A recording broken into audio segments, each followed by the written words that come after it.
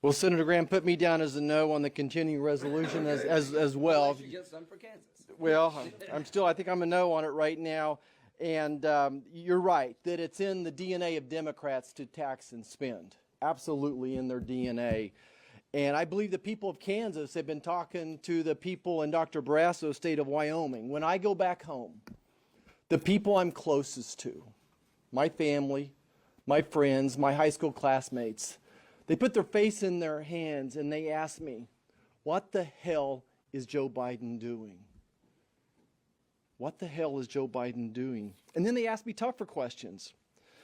They ask, why does Joe Biden insist on throwing gasoline on this inflation fire?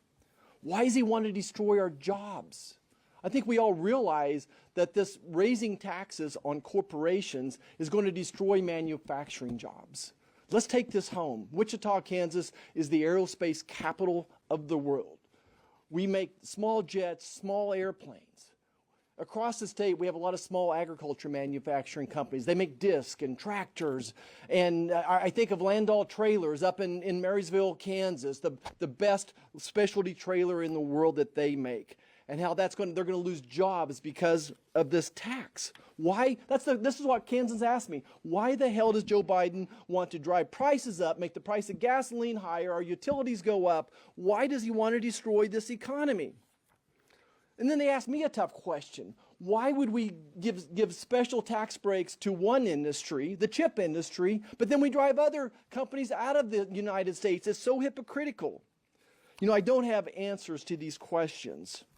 But I do have an assessment. Joe Biden is reactionary. His administration is reactionary. Whether it's national security or economic policy, he's never proactive. He creates a crisis and then he solves it with more crisis. It's a compounding of stupid decisions. Here's one in this legislation. They're going to double the number of IRS agents. Wow. They're going to double the number of IRS agents. I want everyone to pay their fair share of taxes, but let me tell you who's going to feel the brunt of that. It's going to be small businesses and hard-working Americans. This is what happens. When you get an audit, you've done everything perfect, but you're going to spend $5,000 or $10,000 to defend that audit, assuming that you win. And that would be a very small business, any type of business size at all. You're going to spend $20,000 or $30,000 to defend that audit. How does that help our economy? Here's one, and I want to talk about prescription drugs just for a second. How do they think that taking monies from supposed Medicare savings and using it to subsidize wealthy Americans' ACA plans is fair? How does that make sense? If you're going to take money from Medicare savings, shouldn't it go back into Medicare? Don't we have a Medicare solvency problems? How asinine thought process do we have here? Why do they want us to destroy the innovations that pharma has given us that saved millions in lives? I'm going to talk about hepatitis C just for a second, and Dr. Cassidy should talk more about this than I should. But when Dr. Cassidy, Dr. Brasso, and I were in medical school, residency, practicing, it was a death sentence. Hepatitis C was a death sentence. You would spend, I bet, at least $1 million on every patient going in and out of the ICU. If we could find a liver for him, it's a $500,000 transplant. And Bill, I don't know, was it 10 years ago we had the first hepatitis C drug, 7 years ago? Yeah, más o menos. And my gosh, it was really expensive, $80,000.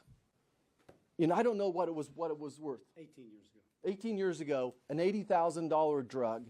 You would take it for 8 weeks and it would save someone's life and avoid that $1 million of expenditures. But here today, we have competition. There's competition in the market. The drug price is now a fraction of this. Think about Alzheimer's just a second. This nation spends over $300 billion a year on Alzheimer's. You want me to drive the healthcare expense for this country down? We can't do it through tax and spend policies up here. It's going to take American innovation from pharma. I cannot drive the cost of caring for Alzheimer's patients down unless we have a miracle drug. And the legislation they have before us is going to delay or, if not altogether, stop that innovation, that drug that may be 3 years away, it may be 10 years away. I would challenge any press person in the audience. Talk to some venture capital people right now that invest in pharma.